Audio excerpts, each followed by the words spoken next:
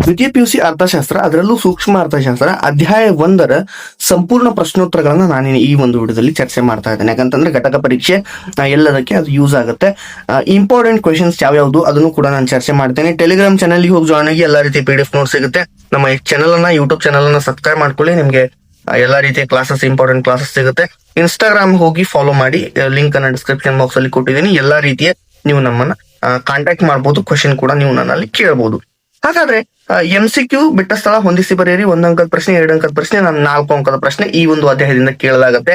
ಯಾವ್ಯಾವ ಪ್ರಶ್ನೆಯನ್ನ ನಾವು ನೋಡ್ತಾ ಹೋಗೋಣ.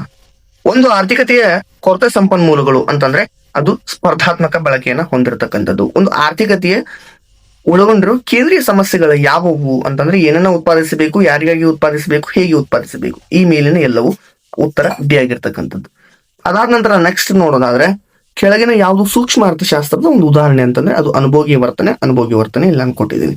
ಸಾಂಪ್ರದಾಯಿಕವಾಗಿ ಅರ್ಥಶಾಸ್ತ್ರದ ವಿಷಯ ವಸ್ತುವನ್ನು 2 ವಿಶಾಲ ಭಾಗಗಳಾಗಿ ಅಧ್ಯಯನ ಮಾಡಲಾಗ್ತದೆ. ಯಾವುದು ಅಂತಂದ್ರೆ ಅದು ಸೂಕ್ಷ್ಮ ಮತ್ತು ಸಮಗ್ರ ಅರ್ಥಶಾಸ್ತ್ರ. ನೆಕ್ಸ್ಟ್ ನೋಡೋದಾದ್ರೆ ಸಂಪನ್ಮೂಲಗಳ ಕೊರತೆಯು ಆಯ್ಕೆಯ ಸಮಸ್ಯೆಯನ್ನ ಹುಟ್ಟಾಕ್ತಕ್ಕಂಥದ್ದು. ಆಯ್ತಾ. ಕೇಂದ್ರೀಯ ಯೋಜಿತ ಆರ್ಥಿಕತೆಯಲ್ಲಿ ಸರ್ಕಾರ ಎಲ್ಲಾ ಪ್ರಮುಖ ನಿರ್ಧಾರಗಳನ್ನ ತೆಗೆದುಕೊಳ್ಳುತ್ತದೆ. ನೆಕ್ಸ್ಟ್ ನೋಡೋದಾದ್ರೆ ಮಾರುಕಟ್ಟೆ ಎಂಬುದು ಆರ್ಥಿಕ ಪ್ರತಿನಿಧಿಗಳು ಪರಸ್ಪರ ತಮ್ಮ ನಿಧಿ ಅಥವಾ ಉತ್ಪನ್ನಗಳನ್ನು ಮುಕ್ತವಾಗಿ ವಿನಿಮಯ ಮಾಡಿಕೊಳ್ಳುವ ವ್ಯವಸ್ಥೆಗಳ ಸಮೂಹವಾಗಿದೆ. ಅರ್ಥ ಆಯ್ತು ಅಂತ ಭಾವಿಸ್ತಾ ಇದ್ದೀನಿ. ವಾಸ್ತವವಾಗಿ ಎಲ್ಲಾ ಆರ್ಥಿಕತೆಗಳು ಮಿಶ್ರ ಆರ್ಥಿಕತೆಗಳಾಗಿವೆ. ಹಾಗಾಗಿ ಹೊಂದಿಸಿ ಬರೆಯಿರಿ ನೋಡೋದಾದ್ರೆ ಈಗ ಬಿಟ್ಟ ಸ್ಥಳ MCQ ನೋಡಿದ್ವಿ. ಮಾರುಕಟ್ಟೆ ಅರ್ಥವ್ಯವಸ್ಥೆ ಅಂತಂದ್ರೆ ಖಾಸಗಿ ಒಡೆತನ, ಆಲ್ರೆಡಿ ಹೊಂದಿಸಿ ಬರ್ದ್ ಬಿಟ್ಟಿದ್ದೀನಿ. ಶಿಕ್ಷಕರ ಸೇವೆ ಅಂತಂದ್ರೆ ಕೌಶಲ್ಯ. ಕೇಂದ್ರೀಯ ಯೋಜಿತ ಆರ್ಥಿಕತೆ ಅಂತಂದ್ರೆ ಕೇಂದ್ರೀಯ ಅಂತ ಬಂದ ತಕ್ಷಣ ನೀವು ಸರ್ಕಾರ ಅಂತ ನೆನ್ಪಿಟ್ಕೊಳ್ಳಿ. ವಾಸ್ತವಿಕ ಅರ್ಥಶಾಸ್ತ್ರ ಅಂತಂದ್ರೆ ಕಾರ್ಯತಂತ್ರಗಳ ನಿರ್ವಹಣೆ. ಮಾದರಿ ಅರ್ಥಶಾಸ್ತ್ರ ಅಂತಂದ್ರೆ ಕಾರ್ಯತಂತ್ರಗಳ ಮೌಲ್ಯಮಾಪನ. ಆಲ್ರೆಡಿ ಹೊಂದಿಸಿ ಬರ್ದಿದ್ದೀನಿ. ಹಾಗಾಗಿ 1 ಅಂಕದ ಪ್ರಶ್ನೆಗಳನ್ನ ನಾವು ಮುಂದೆ ನೋಡ್ತಾ ಹೋಗೋದಾದ್ರೆ 1 ಅಂಕದ ಪ್ರಶ್ನೆ ಏನೇನ್ ಬರುತ್ತೆ? ಆಯ್ಕೆ ಸಮಸ್ಯೆ ಏಕೆ ಉದ್ಭವಿಸುತ್ತದೆ? ಈಗ ನಿಮ್ ಘಟಕ ಪರೀಕ್ಷೆ ಆಗಿರ್ಬೋದು, ಯೂನಿಟ್ ಟೆಸ್ಟ್, ಅದಾದ ನಂತರ ಮಧ್ಯವಾರ್ಷಿಕ ಪರೀಕ್ಷೆಗೂ ಇಂಪಾರ್ಟೆಂಟ್ ಆಗುತ್ತೆ ಈ ಒಂದು ಪ್ರಶ್ನೆ. ಸಂಪನ್ಮೂಲಗಳ ಕೊರತೆಯಲ್ಲಿದ್ದು ಅವು ಪರ್ಯಾಯ ಉಪಯೋಗಗಳನ್ನ ಹೊಂದಿರುವುದರಿಂದ ಆಯ್ಕೆ ಸಮಸ್ಯೆ ಉದ್ಭವಿಸುತ್ತದೆ. ಇಷ್ಟನ್ನ ನೆನ್ಪಿಟ್ಕೊಳ್ಳಿ. ಮಾರುಕಟ್ಟೆ ಆರ್ಥಿಕತೆಗೆ ಒಂದು ಉದಾಹರಣೆ ಕೊಡಿ. ಸಂಯುಕ್ತ ಸಂಸ್ಥಾನ, ಜಪಾನ್, UK, ಅಮೆರಿಕ ಯಾವ್ದಾದ್ರು ನೀವು ಒಂದ್ ಬರ್ಕೋಬಹುದು. ಉತ್ಪಾದನಾ ಸಾಧ್ಯತಾ ಗಣವನ್ನ ಏನೆಂದು ಅರ್ಥೈಸುವಿರಿ ಅಂತ ಒಂದು ಪ್ರಶ್ನೆ ಕೇಳಿದಾಗ ದೇಶದಲ್ಲಿ ಲಭ್ಯವಿರತಕ್ಕಂಥ ಒಟ್ಟು ಸಂಪನ್ಮೂಲಗಳ ಮೊತ್ತ ತಾಂತ್ರಿಕ ಜ್ಞಾನದಿಂದ, ಸಂಪನ್ಮೂಲಗಳ ಮೊತ್ತವನ್ನ ಮತ್ತು ತಾಂತ್ರಿಕ ಜ್ಞಾನದಿಂದ ಉತ್ಪಾದಿಸಲಾಗುವ ಎಲ್ಲಾ ಸರಕು ಸೇವೆಗಳ ಉತ್ಪಾದಿಸಲಾಗುವ ಎಲ್ಲಾ ಸರಕು ಸೇವೆಗಳ ಸಾಧ್ಯತೆಗಳ ಸಂಯೋಜನೆಗಳ ಸಂಗ್ರಹವನ್ನ ಉತ್ಪಾದನಾ ಸಾಧ್ಯತಾ ಗಣ ಅಂತ ನಾವು ಕರಿತೀವಿ. ಉತ್ಪಾದನಾ ಸಾಧ್ಯತಾ ಗಡಿ ಅಂತಂದ್ರೆ ಏನು? ಇಲ್ಲಿ ನೋಡಿ, ಸಿಂಪಲ್ ಆಗಿ ಉತ್ಪಾದನಾ ಸಾಧ್ಯತಾ ಗಡಿಯ ಕೆಳಗಿನ ಯಾವುದೇ ಬಿಂದುವಿನಲ್ಲಿ ಉತ್ಪಾದಿಸಿದ ಸಂಯೋಜನೆಯು ಎಲ್ಲಾ ಅಥವಾ ಕೆಲವು ಸಂಪನ್ಮೂಲಗಳ ಅಪೂರ್ಣ ಬಳಕೆ ಅಥವಾ ವ್ಯರ್ಥ ಬಳಕೆಯನ್ನ ಸೂಚಿಸುತ್ತದೆ. ಅದಾದ ನಂತರ ನೆಕ್ಸ್ಟ್ ಸೂಕ್ಷ್ಮ ಅರ್ಥಶಾಸ್ತ್ರ ಅಂತಂದ್ರೆ ಏನು ನೋಡೋದಾದ್ರೆ ವಿವಿಧ ಸರಕು ಸೇವೆಗಳ ಮಾರುಕಟ್ಟೆಯಲ್ಲಿ ವೈಯಕ್ತಿಕ ಆರ್ಥಿಕ ಪ್ರತಿನಿಧಿಗಳಾಗಿರ್ತಕ್ಕಂಥ ಒಬ್ಬ ಅನುಭೋಗಿ, ಒಬ್ಬ ಉತ್ಪಾದಕ, ಒಂದು ಉದ್ಯಮ ಘಟಕ, ವೈಯಕ್ತಿಕ ಬೆಲೆ ಇತ್ಯಾದಿಗಳ ವರ್ತನೆಯನ್ನ ಅಧ್ಯಯನ ಮಾಡ್ತಕ್ಕಂಥ ಶಾಸ್ತ್ರವನ್ನು ನಾವು ಸೂಕ್ಷ್ಮ ಅರ್ಥಶಾಸ್ತ್ರ ಅಂತ ಕರಿತೀವಿ. ಸೂಕ್ಷ್ಮ ಅರ್ಥಶಾಸ್ತ್ರ ಅಂದ್ರೆ ಏನು ಅಂತ ಒಂದು ಪ್ರಶ್ನೆ ಬಂದಾಗ ನೀವು ನೆನ್ಪಿಟ್ಕೋಬೇಕಂತಂದ್ರೆ ಒಬ್ಬ ಅನುಭೋಗಿ, ಒಬ್ಬ ಉತ್ಪಾದಕ, ಒಂದು ಉದ್ಯಮ ಘಟಕ ಅಥವಾ ವೈಯಕ್ತಿಕ ಬೆಲೆ ಇತ್ಯಾದಿಗಳ ವರ್ತನೆಯನ್ನ ಅಧ್ಯಯನ ಮಾಡ್ತಕ್ಕಂಥ ಶಾಸ್ತ್ರ. ಇಷ್ಟೇ ಸಿಂಪಲ್ ಆಗಿ. ಸೂಕ್ಷ್ಮ ಅಂದ್ರೆ ಒಂದು ಯೂನಿಟ್, ಒಬ್ಬ ಉತ್ಪಾದಕ, ಒಬ್ಬ ಅನುಭೋಗಿ ಅಂತ ಈ ರೀತಿ ನೀವು ನೆನ್ಪಿಟ್ಕೋಬೇಕು. 2 ಅಂಕದ ಪ್ರಶ್ನೆಗಳನ್ನ ನಾವು ನೋಡ್ತಾ ಹೋಗೋಣ. ಒಂದು ಆರ್ಥಿಕತೆಯ ಕೇಂದ್ರೀಯ ಸಮಸ್ಯೆಗಳು ಯಾವ್ಯಾವು? ಏನನ್ನ ಉತ್ಪಾದಿಸಬೇಕು, ಎಷ್ಟು ಪ್ರಮಾಣದಲ್ಲಿ ಉತ್ಪಾದಿಸಬೇಕು, ಈ ಸರಕುಗಳನ್ನ ಹೇಗೆ ಉತ್ಪಾದಿಸಬೇಕು, ಯಾರಿಗಾಗಿ ಈ ಸರಕುಗಳನ್ನ ಉತ್ಪಾದಿಸಬೇಕು. 2 ಅಂಕದ ಪ್ರಶ್ನೆ ತುಂಬಾ ಇಂಪಾರ್ಟೆಂಟ್ ಆಗುತ್ತೆ. ಮೂಲ ಆರ್ಥಿಕ ಚಟುವಟಿಕೆಗಳನ್ನ ಪಟ್ಟಿ ಮಾಡಿ. ಉತ್ಪಾದನೆ, ವಿತರಣೆ, ವಿನಿಮಯ, ಅನುಭೋಗ ನೆನ್ಪಿಟ್ಕೊಂಡ್ಬಿಡಿ. ಉತ್ಪಾದನಾ ಸಾಧ್ಯತಾ ಗಣ ಅಂತಂದ್ರೆ ಏನು? ದೇಶವೊಂದರಲ್ಲಿ ಲಭ್ಯವಿರತಕ್ಕಂಥ ಸಂಪನ್ಮೂಲಗಳು ಮತ್ತು ತಂತ್ರಜ್ಞಾನದ ಸಹಾಯದಿಂದ ಉತ್ಪಾದಿಸಲು ಸಾಧ್ಯವಿರುವ ಉತ್ಪಾದನಾ ಸಾಧ್ಯತೆಯನ್ನು ತೋರಿಸ್ತಕ್ಕಂಥ ರೇಖೆಗೆ ನಾವು ಉತ್ಪಾದನಾ ಸಾಧ್ಯತಾ ಗಡಿ ಅಂತ ಕರಿತೀವಿ. ಮಿಶ್ರ ಆರ್ಥಿಕತೆ ಎಂದ್ರೇನು? ಒಂದು ಉದಾಹರಣೆ ಕೊಡಿ. ಮಿಶ್ರ ಆರ್ಥಿಕತೆ ಅಂತಂದ್ರೆ ಏನು?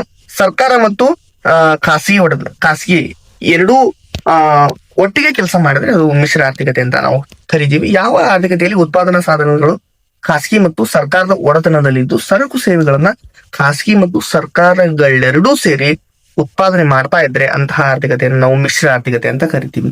ಉದಾಹರಣೆಗೆ ಭಾರತ, ಶ್ರೀಲಂಕಾ, ಪಾಕಿಸ್ತಾನ, ಭೂತಾನ್ ಮುಂತಾದವುಗಳು. ನೆಕ್ಸ್ಟ್ ವಾಸ್ತವಿಕ ಅರ್ಥಶಾಸ್ತ್ರ ಮಾದರಿ ಅರ್ಥಶಾಸ್ತ್ರಗಳ ನಡುವಿರ್ತಕ್ಕಂಥ ಒಂದು ಭಿನ್ನತೆಯನ್ನ ಗುರುತಿಸಿ ಅಂತ ಕೊಟ್ಟಿದ್ದಾರೆ. ಈ ಒಂದು ವಾಸ್ತವಿಕ ಅರ್ಥಶಾಸ್ತ್ರ ಅಂದ್ರೇನು, ಮಾದರಿ ಅರ್ಥಶಾಸ್ತ್ರ ಅಂದ್ರೇನು ಇಲ್ಲಿ ಕೊಟ್ಟಿದ್ದೀನಿ. ನೀವು ಇದನ್ನ ಓದ್ಕೋಬೇಕಾಗುತ್ತೆ. ಬೇಕಂದ್ರೆ ಒಂದು ಸ್ಕ್ರೀನ್ ಶಾಟ್ ಅನ್ನ ತಗೊಳ್ಳಿ. ಅದಾದ ನಂತರ ಸೂಕ್ಷ್ಮ ಮತ್ತು ಸಮಗ್ರ ಅರ್ಥಶಾಸ್ತ್ರಗಳ ನಡುವಿನ ವ್ಯತ್ಯಾಸ ಅಂತಂದ್ರೆ, ಸೂಕ್ಷ್ಮ ಅಂತಂದ್ರೆ ಇದು ಕೇವಲ ಸಣ್ಣ ಸಣ್ಣ ಘಟಕಗಳನ್ನ ಅಧ್ಯಯನ ಮಾಡಿದ್ರೆ, ಸಮಗ್ರ ಅರ್ಥಶಾಸ್ತ್ರ ಇಡೀ ಆರ್ಥಿಕತೆಯನ್ನ, ಹೋಲ್ ಇಂಡಿಯನ್ ಎಕನಾಮಿಯನ್ನ ಇದು ಅಧ್ಯಯನ ಮಾಡ್ತಕ್ಕಂಥದ್ದು. ಇದರ ವ್ಯಾಪ್ತಿ ಪರಿಮಿತವಾಗಿರ್ತಕ್ಕಂಥದ್ದು, ಇದ್ರ ವ್ಯಾಪ್ತಿ ವಿಶಾಲವಾಗಿರ್ತಕ್ಕಂಥದ್ದು. ಇದ್ರದ್ದು ಸ್ಮಾಲ್ ಅಂದ್ರೆ ಇದ್ರದ್ದು ಬಿಗ್. ಸೂಕ್ಷ್ಮ ಅರ್ಥಶಾಸ್ತ್ರವು ಭಾಗಶಃ ಸಮತೋಲನ ವಿಶ್ಲೇಷಣೆಯಾಗಿದೆ. ಅಂದ್ರೆ ಇಡೀ ಆರ್ಥಿಕತೆಯಲ್ಲಿ ಒಂದು ಭಾಗವನ್ನ ಇದು ಅಧ್ಯಯನ ಮಾಡ್ತಕ್ಕಂಥದ್ದು. ಇದು ಸಮಗ್ರ ಅರ್ಥಶಾಸ್ತ್ರವು ಸಾಮಾನ್ಯ ಸಮತೋಲನ ವಿಶ್ಲೇಷಣೆ ಆಗಿದೆ. ಅಂದ್ರೆ ಪ್ರತಿಯೊಂದನ್ನ ಇದು ಅಧ್ಯಯನ ಮಾಡ್ತಕ್ಕಂಥದ್ದು. ಇದನ್ನ ತುಣುಕು ವಿಧಾನ ಅಂತ ಕರೀತಾರೆ, ಇದನ್ನ ರಾಶಿಗಳ ವಿಧಾನ ಅಂತ ಕರೀತಾರೆ. ನೆಕ್ಸ್ಟ್, ಈ ಕೆಳಗಿನ ವಾಕ್ಯಗಳಿಗೆ ಈ ಕೆಳಗಿನ ಪ್ರಶ್ನೆಗಳಿಗೆ 12 ವಾಕ್ಯಗಳಲ್ಲಿ ಉತ್ತರಿಸಿ ಅಂದ್ರೆ 4 ಅಂಕದ ಪ್ರಶ್ನೆ. ಈ ಒಂದು ಪ್ರಶ್ನೆ ಕೂಡ ಇಂಪಾರ್ಟೆಂಟ್ ಆಗುತ್ತೆ. ಇದನ್ನ ನೀವು ಓದ್ಕೊಂಡ್ಬಿಡಿ. ಒಂದು ಸರಳ ಆರ್ಥಿಕತೆಯಲ್ಲಿ ಕೃಷಿ ಕುಟುಂಬ ನೇಕಾರ ಶಿಕ್ಷಕರು ಸಂಪನ್ಮೂಲಗಳನ್ನ ಹೇಗೆ ಬಳಸ್ಕೊಂಡು ಹೇಗೆ ತಮ್ಮ ಅಗತ್ಯತೆಗಳನ್ನ ಪೂರೈಸ್ಕೊಳ್ತಾರೆ ಎಂಬುದನ್ನ ಸಂಕ್ಷಿಪ್ತವಾಗಿ ವಿವರಿಸಿ ಇದರ ಒಂದು ಸ್ಕ್ರೀನ್ ಶಾಟ್ ಅನ್ನ ತಗೊಳ್ಳಿ. ನಿಮ್ಗೆ ಇಲ್ಲಿ ಹೆಲ್ಪ್ ಆಗುತ್ತೆ. ಜಸ್ಟ್ ಸ್ಕ್ರೋಲ್ ಮಾಡ್ತಾ ಹೋಗ್ತಾ ಇದ್ದೇನೆ.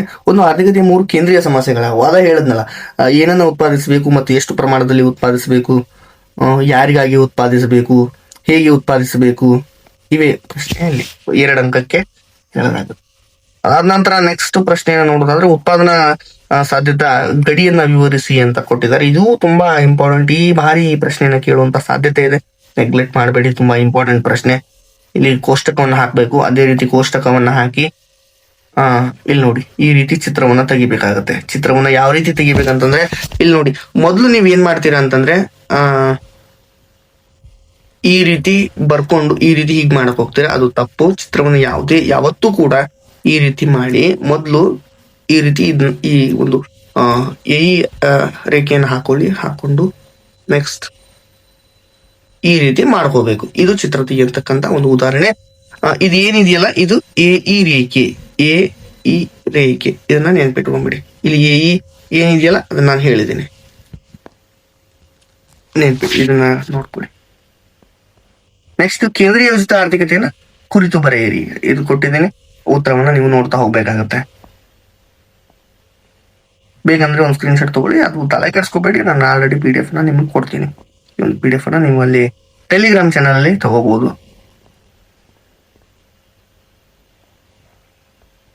ಇದಿಷ್ಟು 1ನೇ ಅಧ್ಯಾಯದ ಸಂಪೂರ್ಣ ಪ್ರಶ್ನೋತ್ತರಗಳು. ಮತ್ತೆ ಮುಂದಿನ ಒಂದು ವಿಡಿಯೋದಲ್ಲಿ 2ನೇ ಅಧ್ಯಾಯವನ್ನ ನಾವು ಚರ್ಚೆ ಮಾಡೋಣ.